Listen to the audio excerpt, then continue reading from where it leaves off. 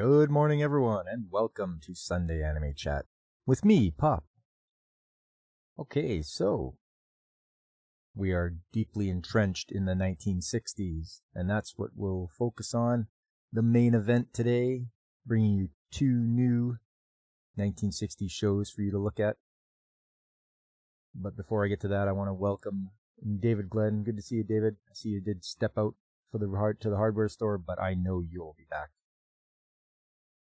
And anyone else who is lurking and listening, thanks, I appreciate it. But as we so often do, we're going to go along and check on the news of the week, starting back on Monday, courtesy of the Anime News Network.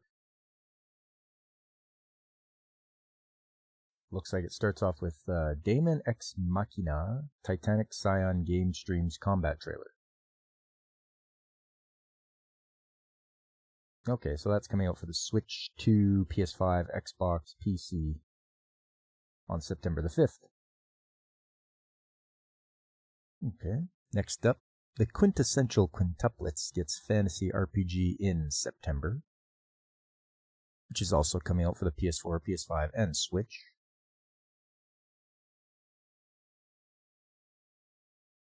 Uh, 29 Sai Dokushin Chukin Bokinsha no Nichijo fantasy manga gets TV anime. They're gonna have to shorten up that title if they want to get people to watch.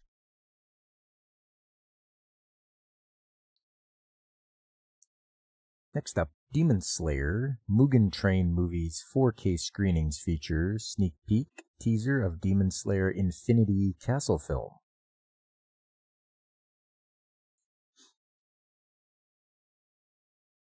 Made in the Abyss manga gets smartphone game. Oh, watch out for those smartphone games, everybody. Because they can turn them off on you at any time. And that is it for Monday. Moving along to Tuesday. Our Last Crusade, or The Rise of a New World Season 2 unveils 5 new cast members.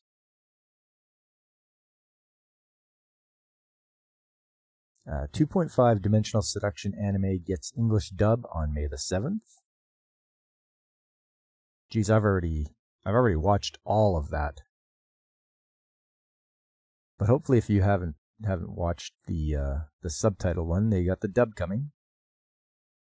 For those of you that like the dubs. Next up, Konomi Suzuki performs Summer Pockets anime's new theme song. Okay. I am watching Summer Pockets. It's a slice of life show. And they're getting a new theme song. 2025 Crayon Shin-chan film casts Kento Kaku. The actor plays the eccentric Indian billionaire in August 8th film. Okay. Onmyo Kaiten Reverse anime second video unveils more cast in a July 2nd debut. And that is all for Tuesday. Moving along to Wednesday. Togen Anki anime reveals July 11th premiere, theatrical screening, ending song artist. Yakuza 0 director's cut game unveils English dub cast, opening theme song trailer. Okay, Yakuza 0. Hey there, Human Blaze the Cat. How you doing? Just going through the news of the week. We're up to Wednesday now. Anime Limited reveals home video releases in the US for Vladlove, X-Arm, Iwakakeru, and more anime. Yakuza 0 Director's Cut is on Switch too. Oh, okay. Nice.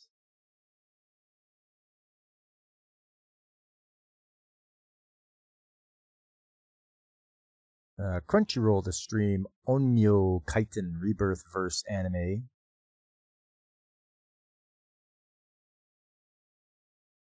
You never had the chance to try it out? I have not either, so I do want to play some of the Yakuza games, but it's just a matter of getting them.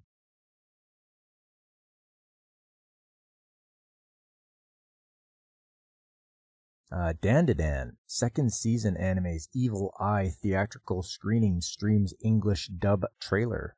Okay.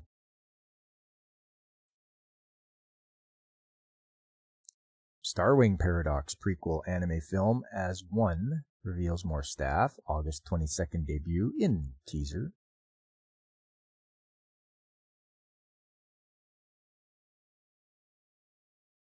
Shinsei Galverse NFT Projects anime reveals staff and a summer debut.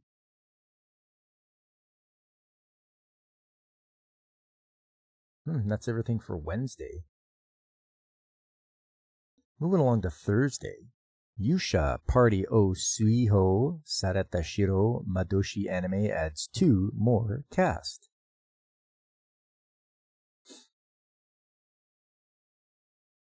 '25 Detective Conan film stays at number 1.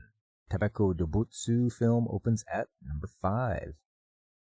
Well, you look at that, eh? Detective Conan sticking at number 1. It's nice to see everybody really likes that show.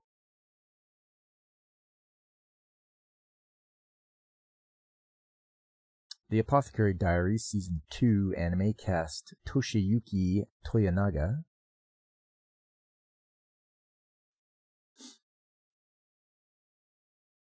Nintendo sells 10.8 million Switch units in fiscal year 2025. Expects to sell 15 million Switch 2 units in next year. Oof. That is a lot. They're really setting their expectations high for how many are going to sell. I'll tell you right now, they've got to come down in price if they expect a lot of people to buy them.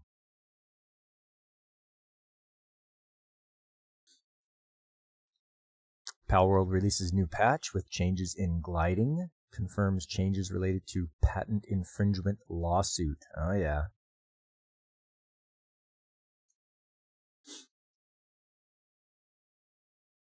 Natsume's Book of Friends game introduces features in third promotional video. It's going to be out there for the Switch and the PC.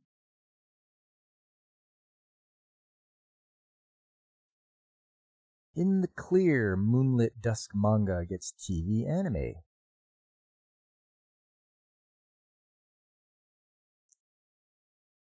Bustafellows Season 2 visual novels trailer reveals July 17th release in the West. G-Kids acquires Jujutsu Kaisen Season 2 compilation film. Hey, good job, G-Kids. Can't let Crunchyroll have all the shows out there.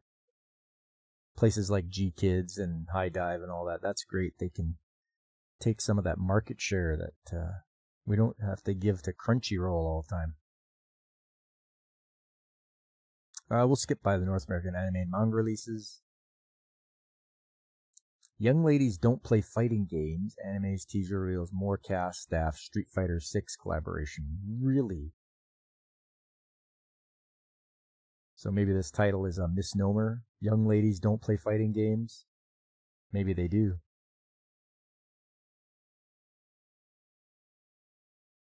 That's all for Thursday. Move along to Friday. Its anime YouTube channel streams Kochikame Reborn, more anime in US and Canada. YouTube channel also streams Yakitate, Japan True Cooking Master. Okay, this is good news. Take a little deeper dive into it here. Remo announced on Friday that it's releasing the Kochikame television anime with English subtitles in the US and Canada on its Anime YouTube channel. The first episode is available now, and It's Anime will release new episodes every Friday. Remo confirmed in a press release on Saturday that the company plans to release all 373 episodes of the anime in US and Canada. Wow. That's a lot. The announcement did not clarify how many episodes will stream on the series. Kochikame debuted in 1996 and ran for more than 300 episodes until 2004. The anime has previously not had an English release in North America. Osamu Akimoto's Kochikame manga ended in September of 2016 after 40 years of serialization. Although Akimoto has published several extra chapters for the manga since then, the manga series has approximately 150 million copies in print as of June 2016, when the 199th volume shipped. The manga's 201st volume shipped in October 2021. The manga has inspired a television anime series, anime films, anime specials, live-action films, a live-action series, and several stage plays. Additionally, Remo has also recently begun streaming the following anime in the US and Canada on its Anime YouTube channel: Reborn, Yakitate Japan, True Cooking Master Boy. True Cooking Master Boy is also streaming on Crunchyroll and Tubi. Reborn is available on Crunchyroll and Tubi, and Yakitate Japan is also streaming on Crunchyroll and Retro Crush. Well, it's nice to see that they're putting their stuff up on YouTube for people to watch. That's great. Moving along here, Ninja vs. Gokudo anime stars Chiaki Kobayashi debuts in October. Cultural Exchange with a Game Center Girl anime reveals July 6th debut in main promo video. That looks like a fun one to watch.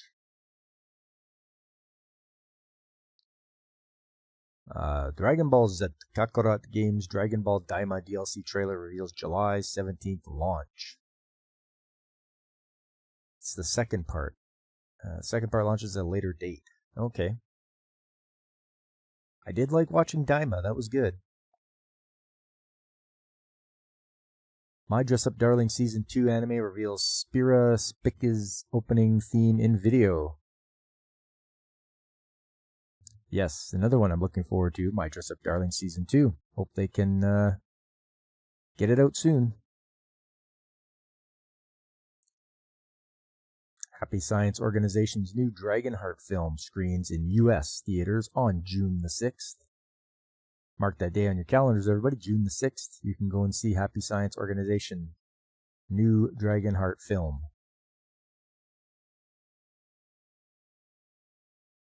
Detectives these days are crazy. Anime characters trailer highlights Mashiro. And that's all for Friday. Moving along to Saturday. Aina Aiba performs ending theme for Reborn as a Vending Machine Season 2 anime. Okay, that's another one I was looking forward to. I really liked the first season of Reborn as a Vending Machine. I can't wait to see Season 2. Silent Witch anime's second video unveils more cast, theme song, artist, July 4th TV debut.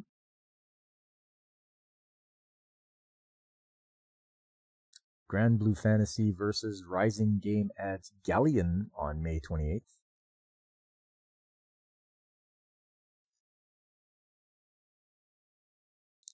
Guilty Gear Strive game adds Unica on May 27th. Mono anime casts Hina Yomiya as Kurokuma Sensei. Kurokuma, Black Bear Sensei.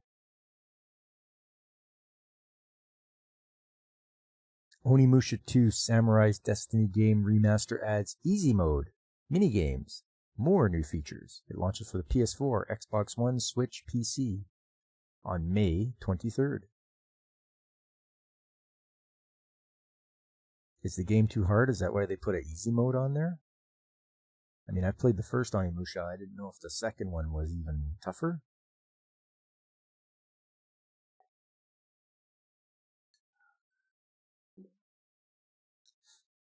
Fantasy Life iGame previews theme songs in videos. That's all for Saturday. Moving along to Sunday, today. Its anime YouTube channel streams High School Kimingumi, My Little Monster anime.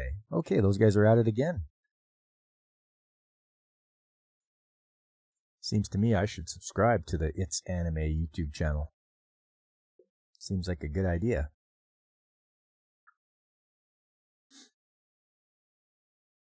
Tamagotchi inducted into the 2025 Video Game Hall of Fame. Of course it should be. That thing was quite the phenomenon. Everybody walking around with these little pets, taking care of them. The Strong National Museum of Play in Rochester, New York announced the 2025 inductees to its Video Game Hall of Fame on Thursday. This year's inductees include Tamagotchi from 1996, as well as Defender from 1981, GoldenEye 007 from 1997, and Quake from 1996. Hey, all those are great games. The nominees for this year also included Frogger from 1981, Harvest Moon 1996. Other nominees included Angry Birds, Call of Duty 4, Modern Warfare, and Age of Empires, among others. The Strong launched the World Video Game Hall of Fame in 2015. The hall's inaugural class of games were Pong, Pac-Man, Tetris, Super Mario Bros., Doom, World of Warcraft. Yeah, okay, I could see that. In 2016, the Strong inducted Legend of Zelda, Sonic the Hedgehog, Space Invaders, Grand Theft Auto 3, The Oregon Trail, and The Sims. The next year it was Donkey Kong, Halo, Combat Evolved, Pokemon Red and Green, and Street Fighter II. The inductees also included Space War. This is for 2018. Space War from 1962, John Madden Football, Tomb Raider, and Final Fantasy VII.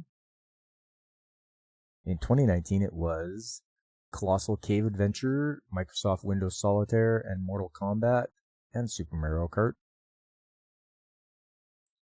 In 2020, they did Bejeweled, Centipede, King's Quest, and Minecraft.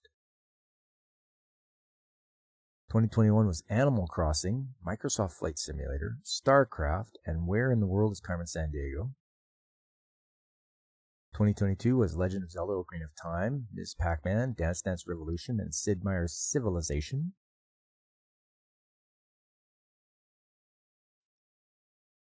2023, Wii Sports, Barbie Fashion Designer, Computer Space, and The Last of Us. In 2024, it was Resident Evil, Ultima, SimCity, Myst, and Asteroids. You know what? That's a list of a lot of great games that people should try out if they haven't. All of those, just great games to try.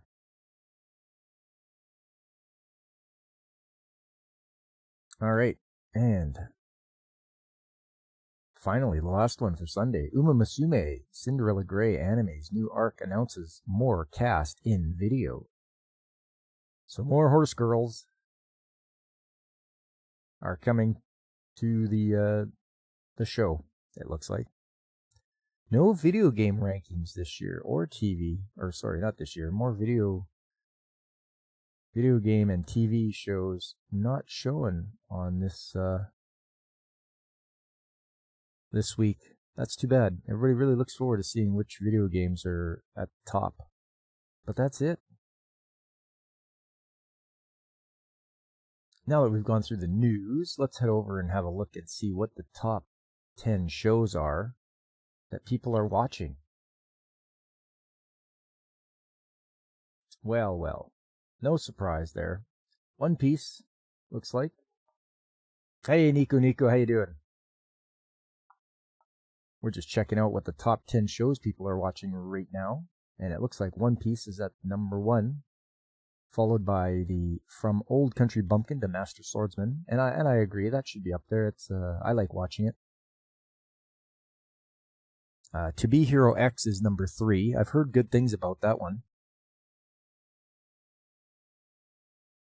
At number 4, it's Fire Force Season 3. At number 5, Naruto Shippuden. Really? After all this time, people are still watching and trying. Maybe they're just curious as to what happens.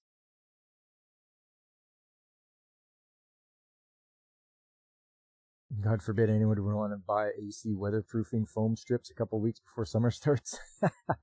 Yeah, there you go, David. That's how it goes, right?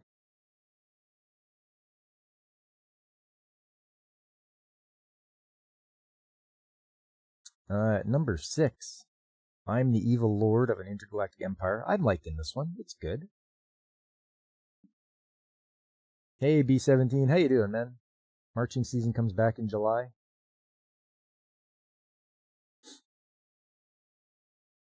Seems like a really hot time to be out there marching. At number 7, we've got The Apothecary Diaries, Season 2. Number 8, Lazarus. Number 9, Windbreaker, Season 2.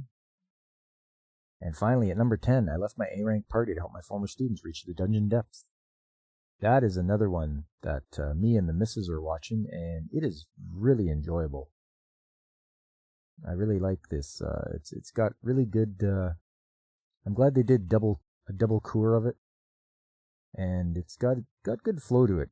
Good story flow. I like it. First year you almost blacked out. Well, just remember, drink plenty of liquids. Keep yourself hydrated. That's most important. All right, so those are the top 10 shows it looks like people are watching, at least on this site anyway. I usually go to Anime News Network and check out what they've got going on, but they have not updated anything as far as the rankings go.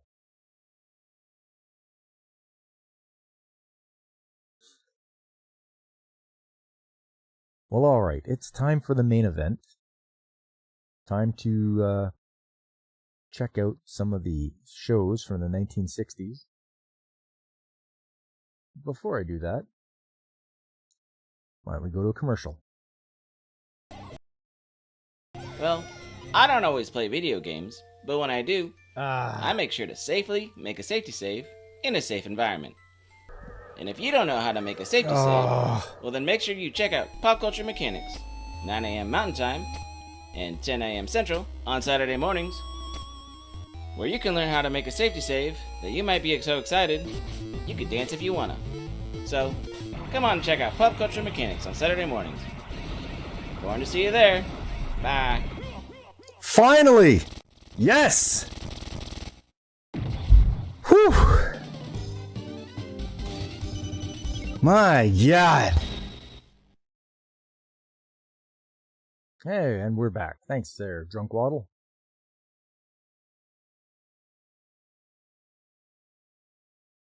Next up, we're gonna put up one of the first 2 shows here. We'll just do a little screen capture.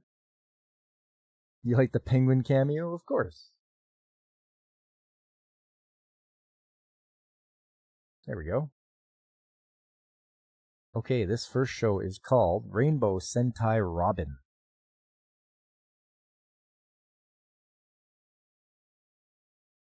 So they explain here that there's a planet out there, Palta, and it's going to explode in 2 years. So they are going to take over the Earth, these guys here, these evil guys. Because their planet is going to explode, they are going to take over the Earth by force, they say. But little do they realize that there is a Super Sentai force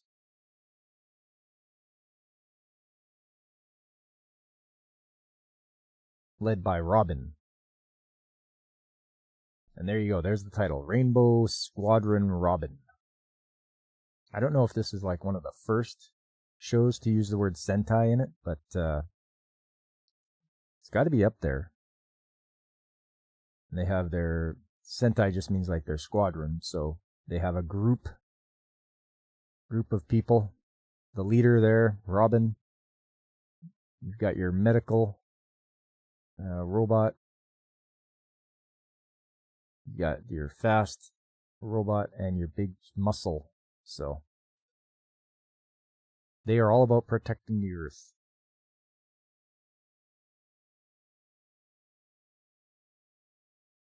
Hey, Alex, how you doing?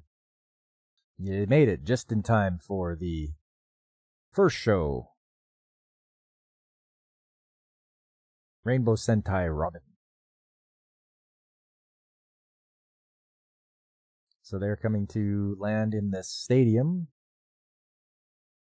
and they have all their adoring fans. And this is quite what they do here for the animation. You got to see this. They all come flying in, and it's like they rotate the whole picture. So that was pretty neat. They're probably trying different animation techniques.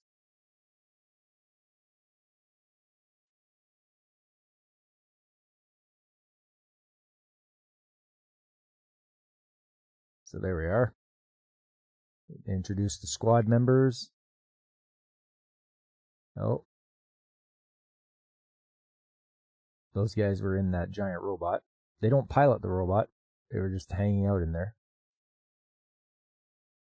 So the first one is the professor. Of course, he's got his little cap.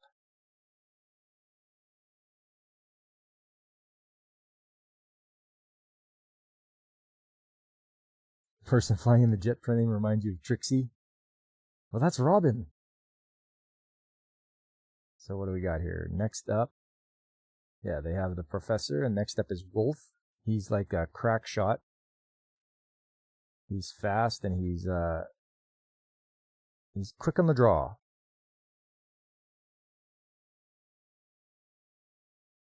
Next up is Lily, the robot nurse. She can heal all sorts of things. So she has a ray that she shoots out of her hand, and that heals him. So there you go. Then you got your strong guy, Benki. Calls him Benki, and yet that's pretty strong, all right. And Pegasus, his jet fast speed, his maximum speed is Mach 18, so that's pretty fast. But he also turns into a robot.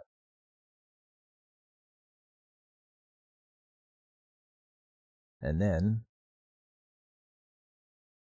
radar robot Belle, who is a cat. Looks like a cat anyway. Cat robot. She has really strong, powerful radar. And right off the bat, she detects something 135,000 meters away.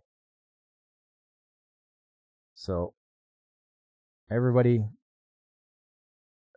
going to go check it out. And off they go.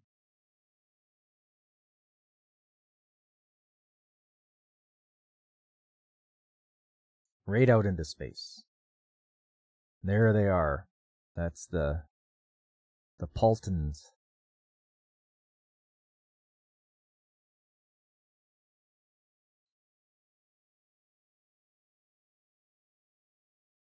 So their emperor's talking to their leader of the strike force. He's like, tell me about it. He's like, well, Earth is perfect for us. So we will take it by force. He calls upon his shape-shifting minion, who provides a little comic relief.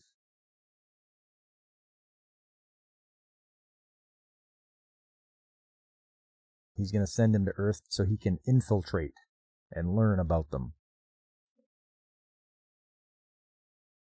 But as they see the Rainbow Sentai Robin force approaching, they have to fight back.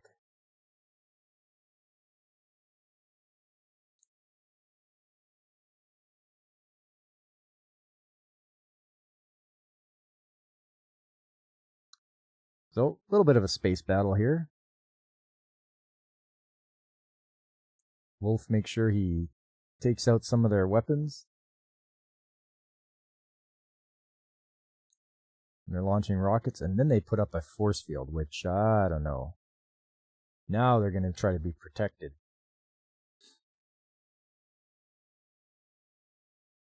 So Wolf crashed into it.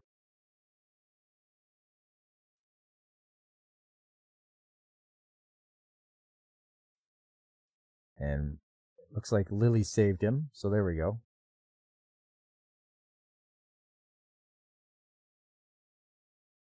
SMG Ripper. Oh, yeah. So he tells the big guy, you take care of the force field. I'm going to go take care of those rockets that they fired.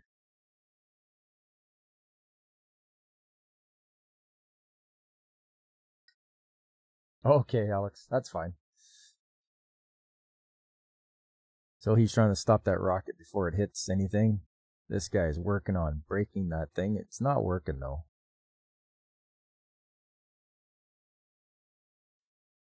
So they realize that these guys are really strong and they've got to retreat. Okay, so let's head back to Earth. Job is done. They protected the Earth. It's pretty funny the way the interaction here. It's like, this guy's like, we didn't come here to fight. And Sodos is like, well, you didn't come here to lose either. So he tells him to go to Earth. And there we are. We pause for commercial break here. But then we're right back into it. The professor is really racking his brains as to why they are here or who they are, because they don't know yet. So he's going to ask Bell to help him out, or tell Bell to help him out.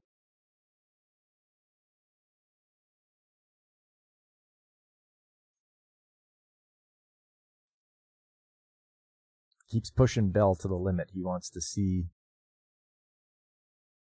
Otherwise, the chips are going to break if he pushes her too hard to use her visual acuity. And there, yeah, she pushed it too hard.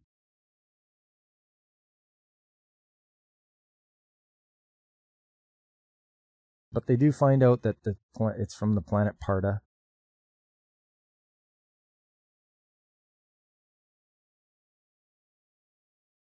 And then Wolf comes in and he drops a bombshell that, yeah, the whole squadron was made by Robin's father just for this, in case there was an invasion. So they drop a little bit of lore here. There he is. There's his parents, his father, mother, and him. That's why your father made the robots. Can't believe this is almost 80 years old. Yeah. Yeah, I mean, let me check here.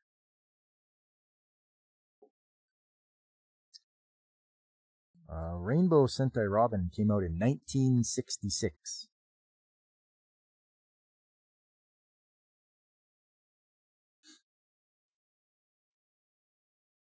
Okay, so they know now who it is and what they have to do. This guy lands on Earth. He's told to find the Rainbow Squadron and get rid of them.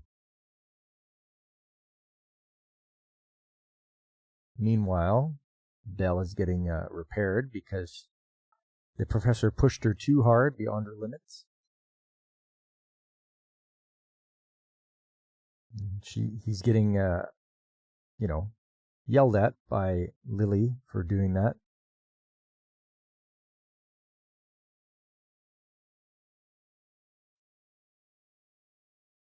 Meanwhile, Robin is reflecting as he's looking up at the moon up in a tree branch. Is there an English dub of it? I'm not sure, Nico.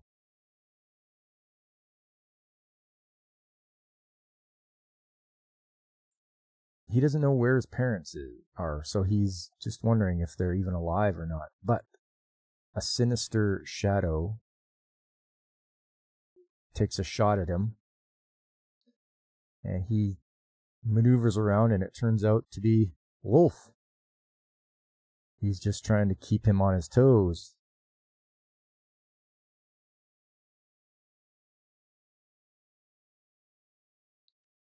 He thought he'd make a joke. Pretty sick joke, you're taking pot shots at the guy. So this guy, Sodos, I believe he turns himself into a tree so he can get closer. Belle is almost repaired. Just got to start her up. But right away the radar is going off. Don't forget Belle has that super radar. There are strangers nearby. So everybody goes on high alert. But now you've got the guy dressed up as a tree. He's going to go after Robin.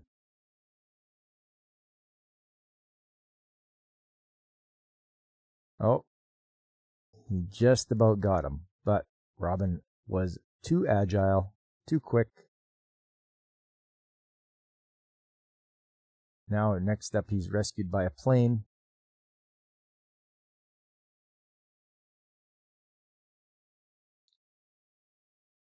Alright, so now they're like, it's my turn to shoot.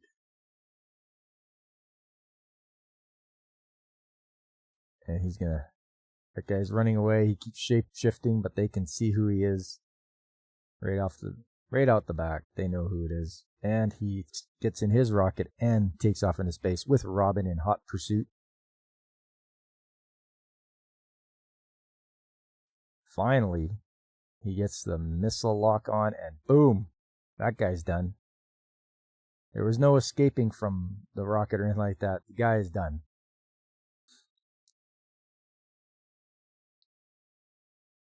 So, of course, the professor is going to yell at him for leaving alone and going off by himself. There's the UFO they saw. Robin's like, I'm going to finish this once and for all.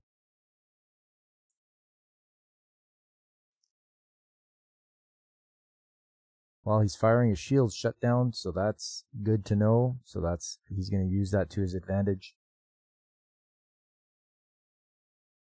He jumps onto the UFO, shoots all his weapons, so he can't do anything. Finally, it looks like the UFO is helpless. And then he finally fires the last missile at it, and poof, gone. There you go.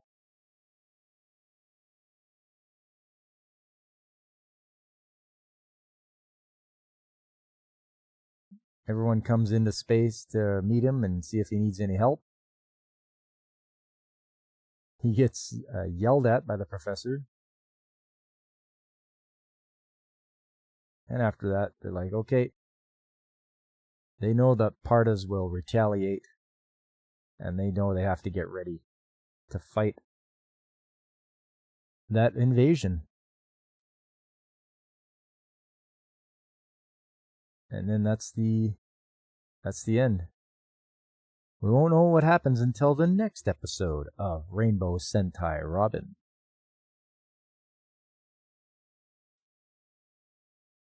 There you go. That's the first one. Not too bad for a 1960s show. Once again, they don't sugarcoat anything. You know, people get shot down in their spaceships. They're not surviving. Not too bad though. I like the animation style. Well, it's Toei animation, so that's a plus there.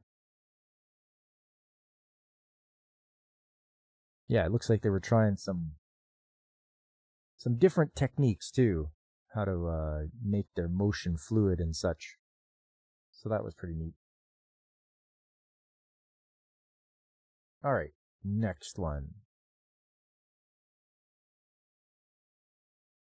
This one I couldn't get on my machine, so it's on YouTube. Believe it or not, of all places. It's on YouTube. And it is called Skyers 5 from 1967.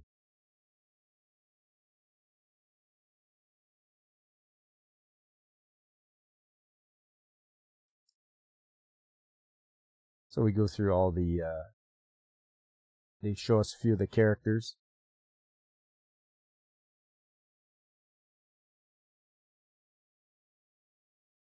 I'd never heard of Skyers 5 before, but look at this guy has like masterful eyebrows.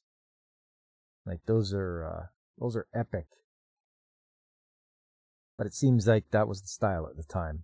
They would do their characters like that.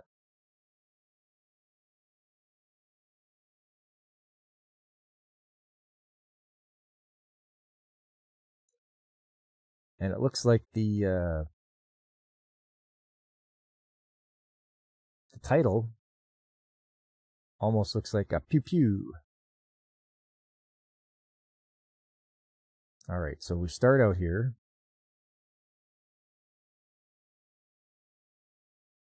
Car pulls up to a building. It is a hotel. It's called the Hotel OK. So it's just an OK hotel. It's nothing special.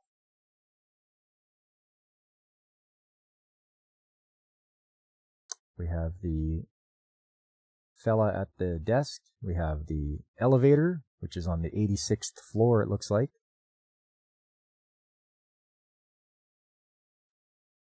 Time is, it's 4 in the morning, it looks like. The elevator is coming down. You can see here like that. The elevator is coming down. And it's getting down to the first floor.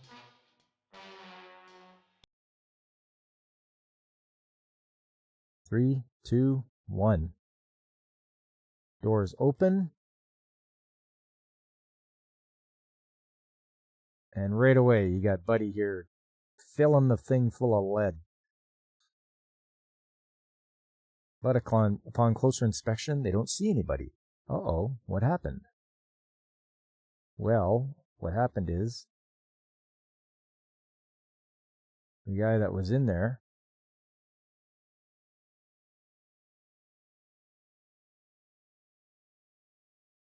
there we go, dropped down and took care of these guys.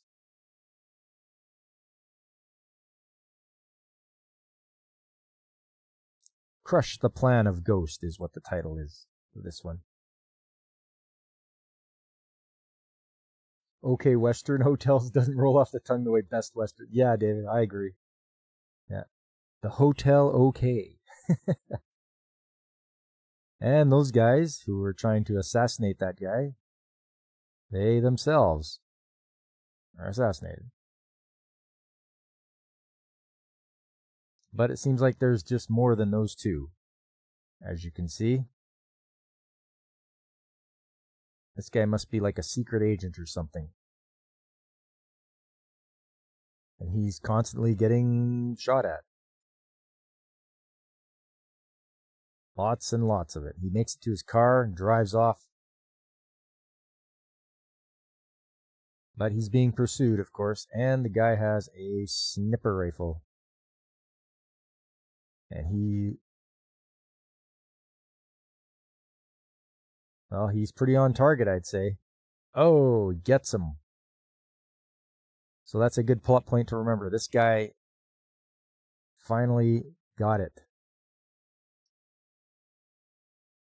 But he's very determined. He's got the iron will to not die. So the train's coming. He's approaching at the same time. Train is coming. And he makes it across just in time. But it blocks these guys.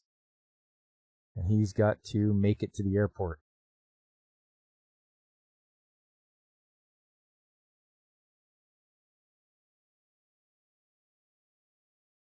Then we have this fella, who is different than the other guy, the spy there. He is just a family man. And I'm not sure where they are, but they're heading back to Japan.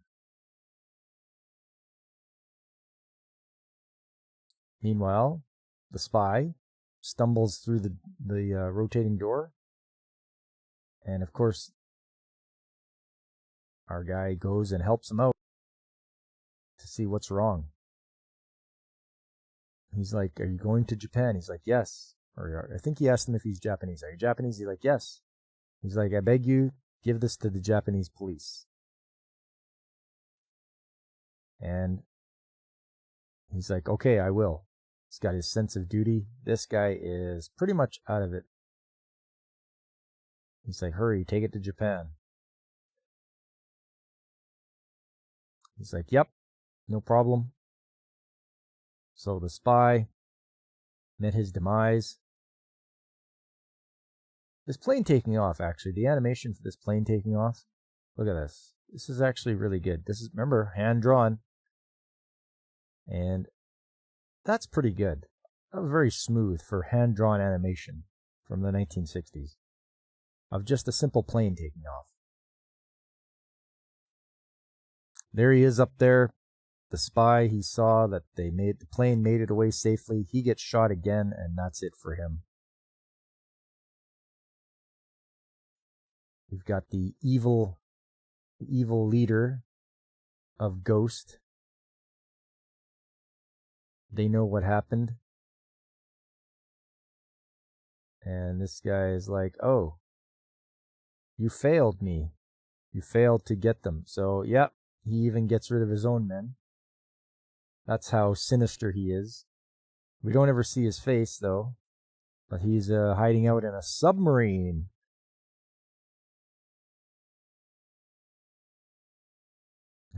This guy's studying the thing that was passed on to him. It looks like a clip.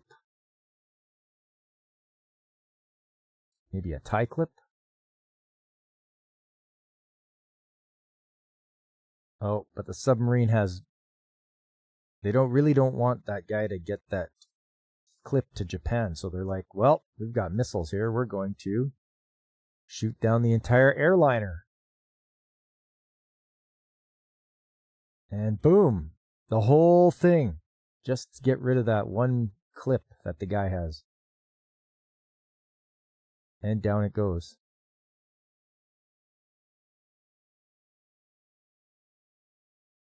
So the headlines read, a flight en route to Japan has been declared lost. ABCD Airlines has reported that all passengers and crew are lost as well. And now we meet these guys.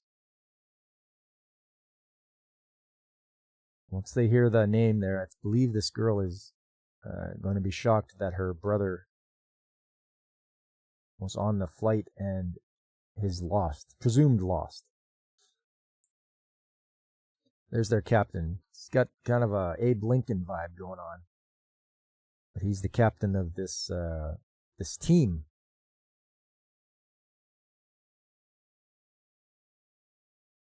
They're right upset.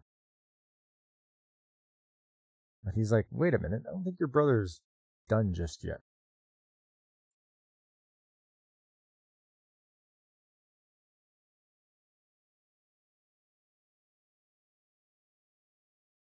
So you don't think they have it. So they throw out that. We don't quite know who they are yet. But they do know that Ryu handed the package to Taro. Okay, the guy's name's Taro.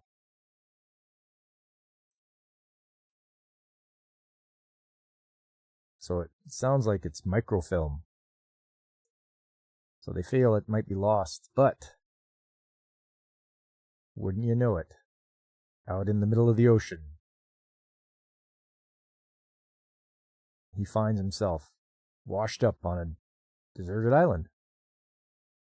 And he's mourning the loss of his mother and his sister.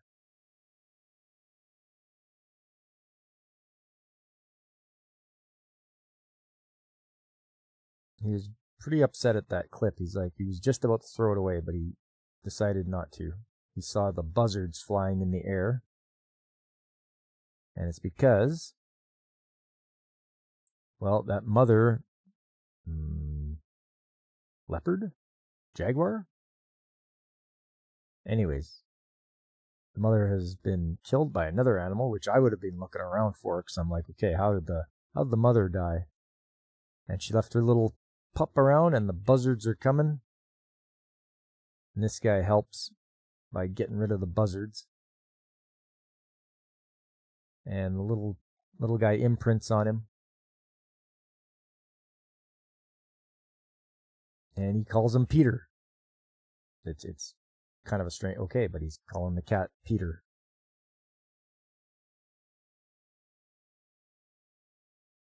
And, they make friends.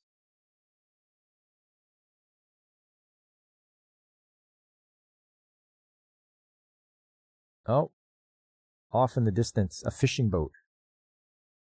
So this guy is like running to get it. And he's like, okay, Peter, you come with me.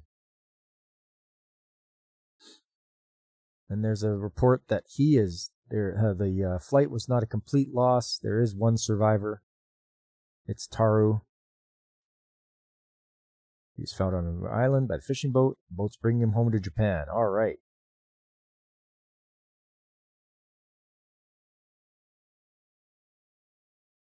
So the leader tells S. Hart, which is what the code names are. She's going to go meet this guy. So off she goes in her rocket. Or plane, I guess.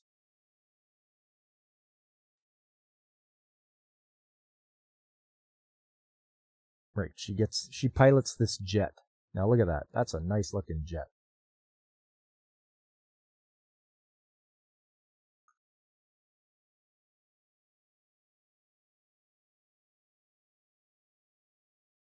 Peter senses something wrong. It's that submarine again.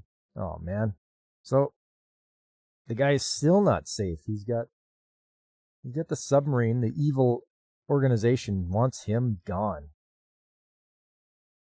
And they have their deck guns. And they're going to try to sink the fishing boat. But at least S. Hart arrives in time.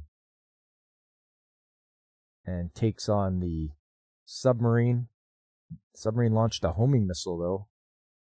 And it's following her. But she is a pretty good pilot. And she does that. And boom. She made it so that the homing missile hits the own submarine. And it's gonna sink. And they can finally head back to Japan. Taro is mobbed by reporters. Cameras are going off. And the big guy's a big softie. Of course he is, right? He's very sad to hear that he lost his mother and sister. But there is still people not giving up here. Even though that submarine was taken out, there's more people. And Peter is good in detecting that there's a lot of foul play going to be going on. There we go. Look at that. She saved him. And there's just more and more guys. And it's like, okay, well, time to take these people out. And they do.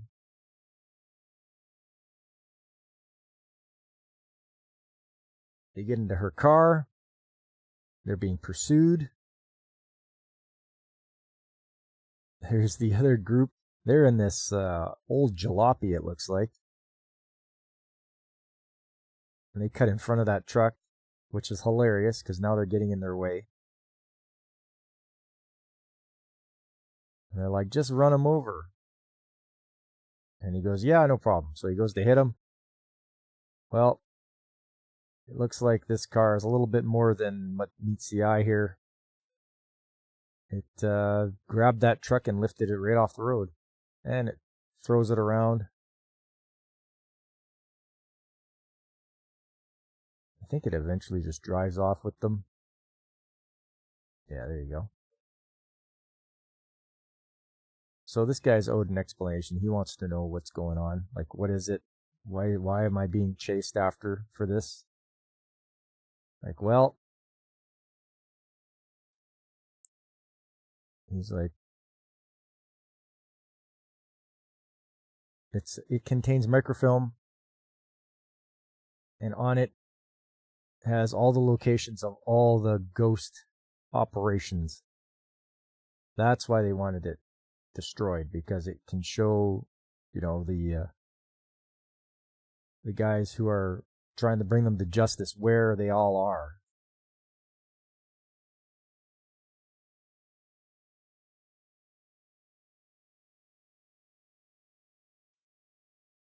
So because the fellow that died was on the team, this guy's like, well, you know what? I want to take over his place.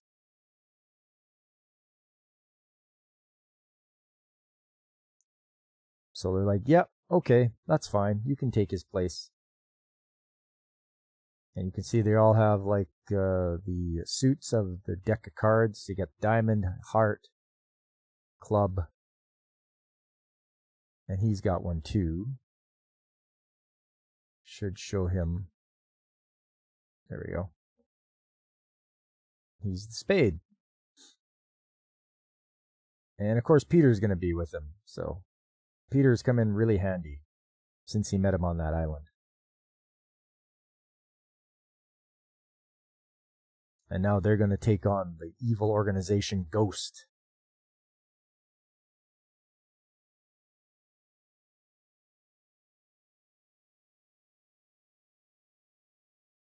And there we go. That is Skyers 5.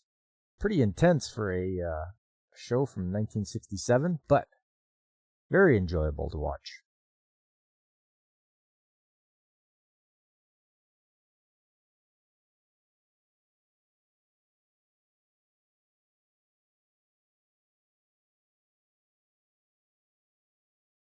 Oh, right.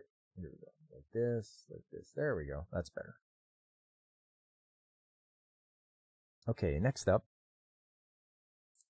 So those were the two shows. It was, what was that? What was that first one again?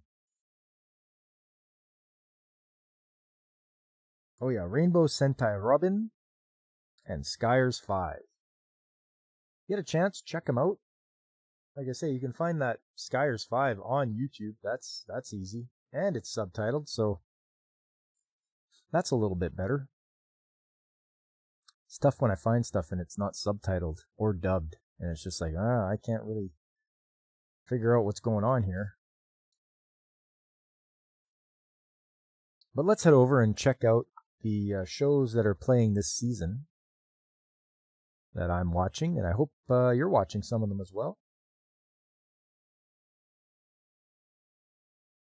Courtesy of Annie List. If you guys don't have an Annie List, you can sure get one pretty easy. And you can follow myself or any other number of people that are watching these shows.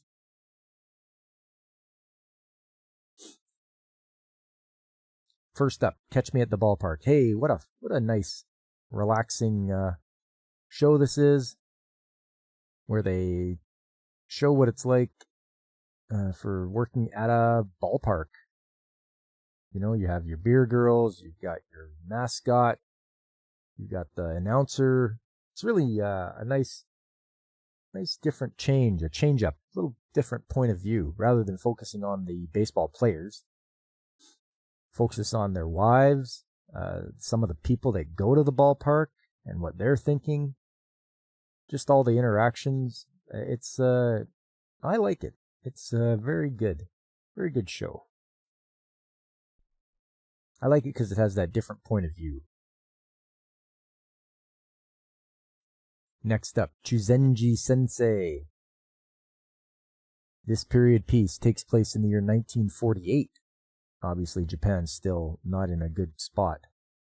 But there's a bunch of, what would you call, old wives' tales or, urban legends that some of these younger girls believe in, because it focuses on the girls at school, junior high, I think, and they get spooked very easily by urban legends and such, and the sensei, he's very smart about stuff and he figures things out. So it's like solving mysteries, but just urban legend one. Housewives of the MLB coming to NBC this fall. Oh no!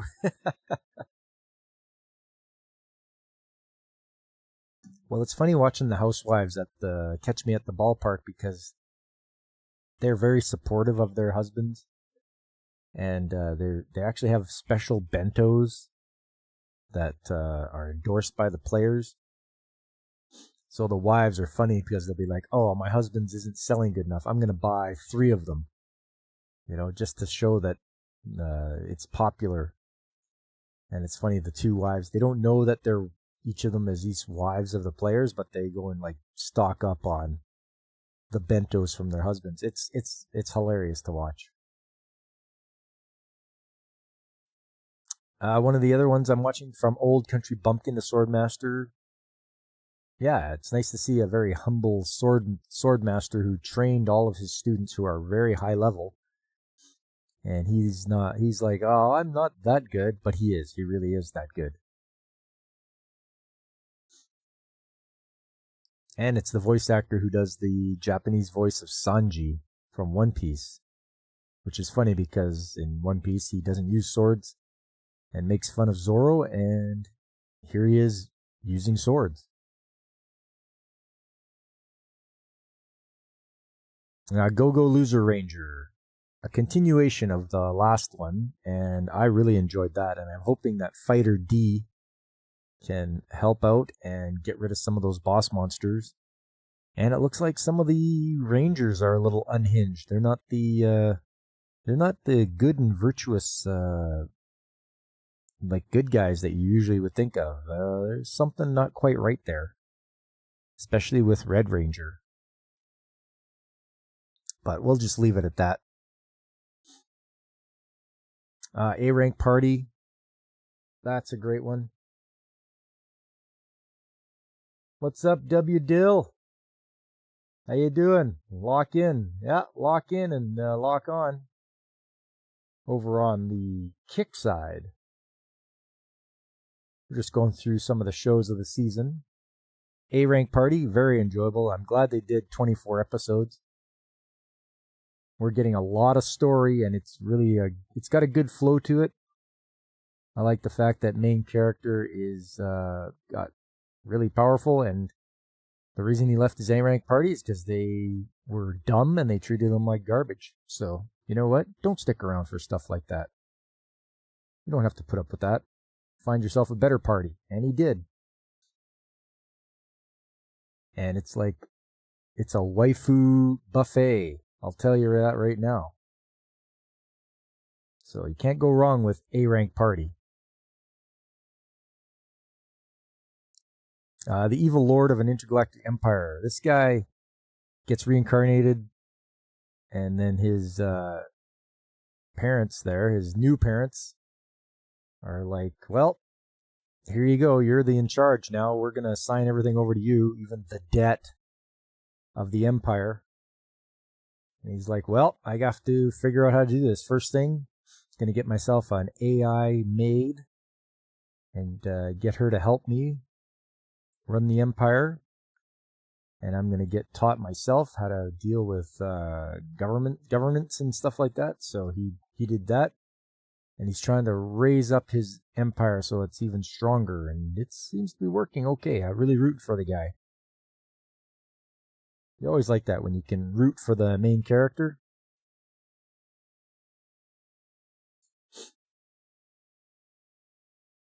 Next up, Once Upon a Witch's Death. This one, I have to catch up on. I think I'm about a couple of shows behind.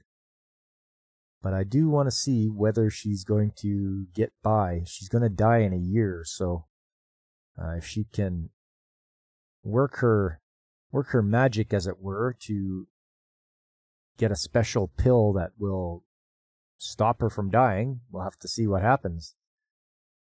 She's got to do it in 12 episodes. Either that or they're going for a season 2. I'm not sure. Next up, please put them on Takamani-san. Hey, what's up, Boris? How you doing? Things are going well. Nice to see you.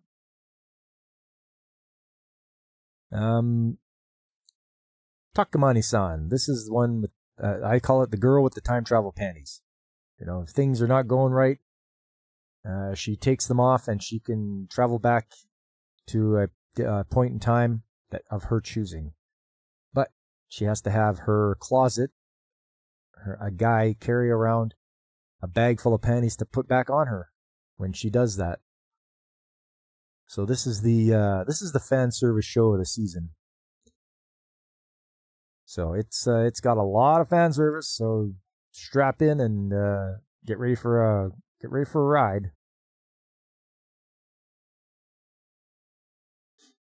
Next up is Summer Pockets. This one is another chill show. Slice of life chill show is so far anyway. I've really gotten behind on it. I think I have to catch up like 3 episodes, but seems all right. Guy visits an island and meets up with a bunch of different people. We never really quite figure out why he's there in the first place, but maybe it'll happen in the next couple of episodes I watch.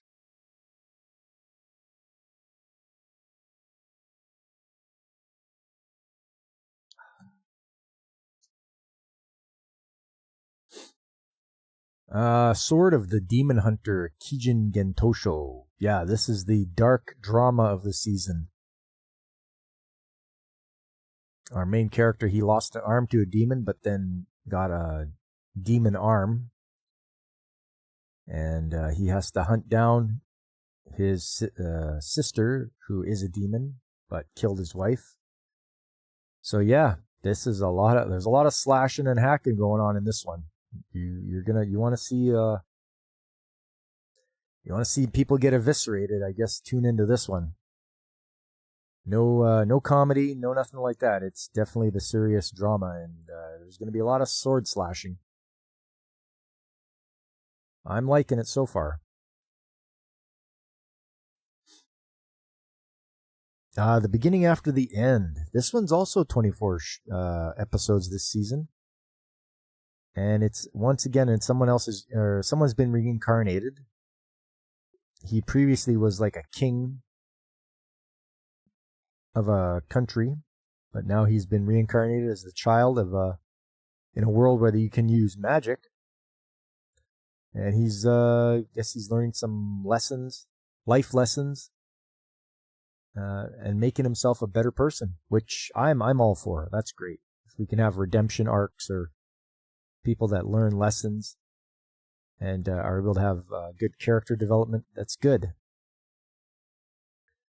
I think I just entered the time skip in the last episode, so I want to know what happens next, whether he's built up his magical power and he's got to get back to his parents. So I'm really looking forward to more episodes of this. I'm glad they did 24 episodes.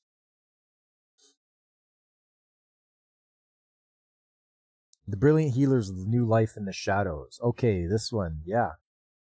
Once again, a story of another guy who is, he was pulled out of the slums and used by a group, and they didn't realize how good he was or how useful he was. They always thought he was useless, and they kicked him out of his group.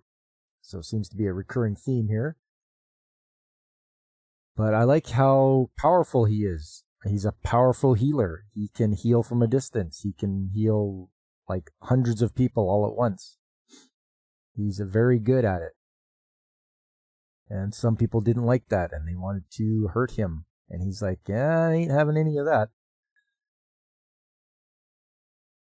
Or they were coming into the slums where he lives and like trying to cause the groups to fight among themselves. And he's like, nah, I don't think so. So it's nice to see someone that's really powerful can stand up and take down just about anybody that comes their way to cause trouble. So I'm enjoying that. I like it. It's got waifus in it, in case you're wondering.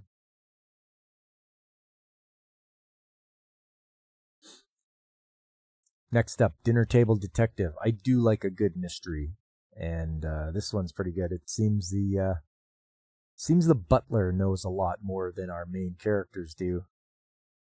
Her and her partner. As you can see, he's the guy dressed all in white there, and he is a pompous fool.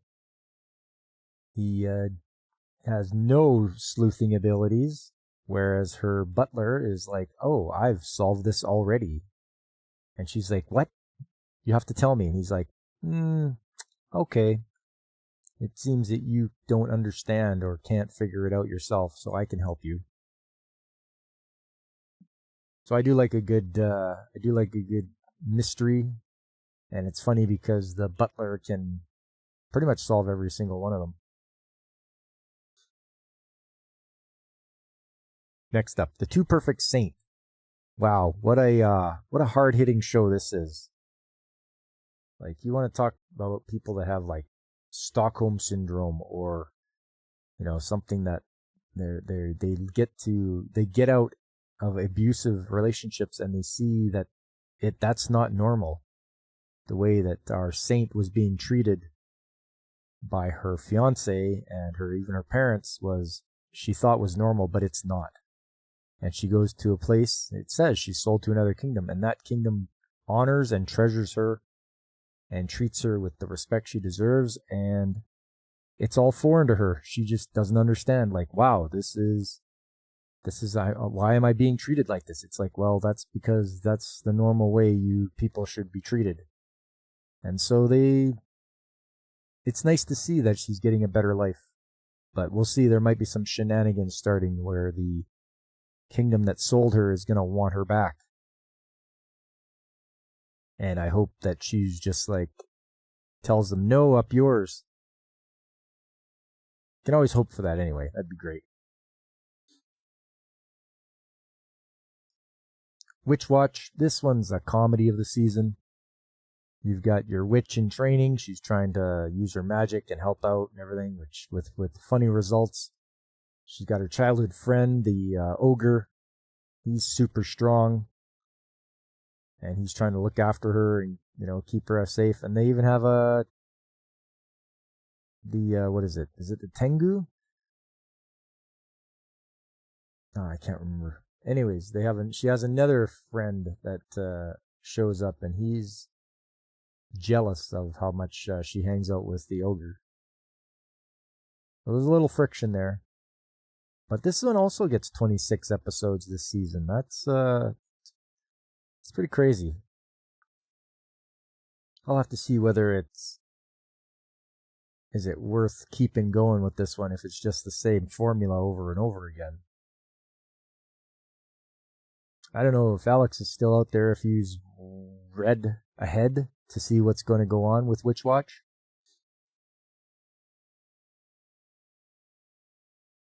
There's Your Forma. This one, futuristic.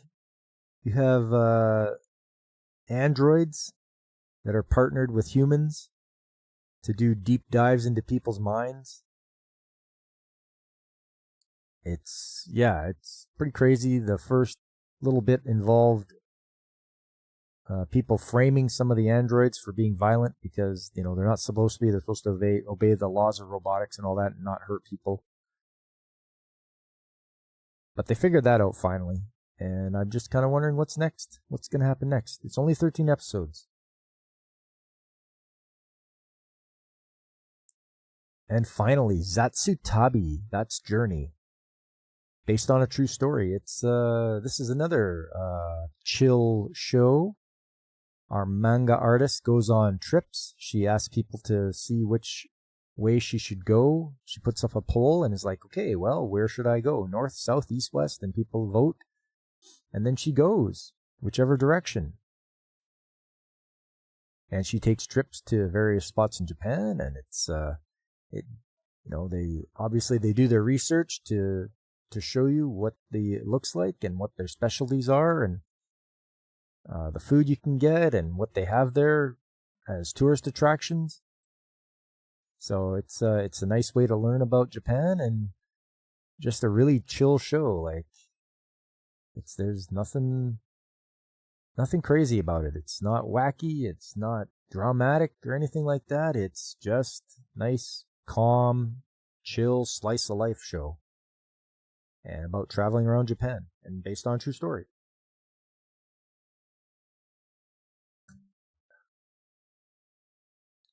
So I'm keeping up with that one.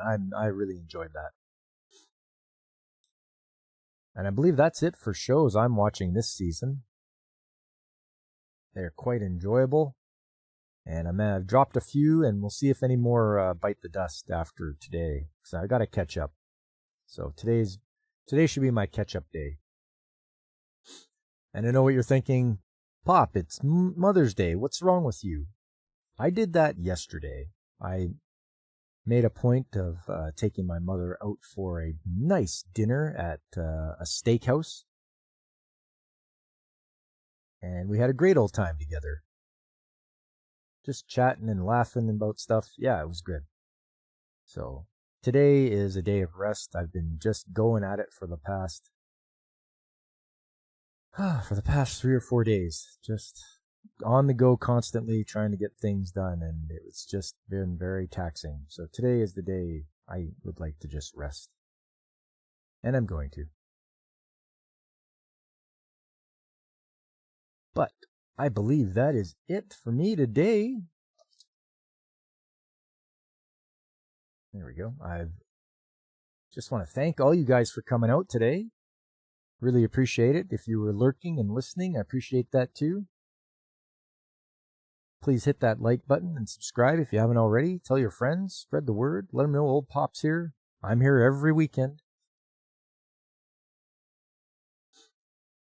There's other good channels out there, people I watch and enjoy, like Pacific 414, who should have his Pop Talk going on today. There's also DJ Ronnie G and Brandon the Anime Guy. There's Carl at the RNG Podcast. There's Tomby, he's the British bloke from across the ocean. There's Angry Canadian, Nerdportal Lifeform. There's everyone's favorite Penguin Punkwaddle. And of course, there's also Infinite Metal. You can find him on Kick and Twitch, and he's a really entertaining retro streamer. He plays a lot of retro games. Coming up, well, Tuesday is coming up. It's going to be Trades Talk Tuesday. You want to learn about things from an industrial point of view? You tune into this show. Tuesday at 7 p.m. Mountain Time. And we'll do just that. You'll learn about what the trades are, how many there are, what you can do, how to get into them.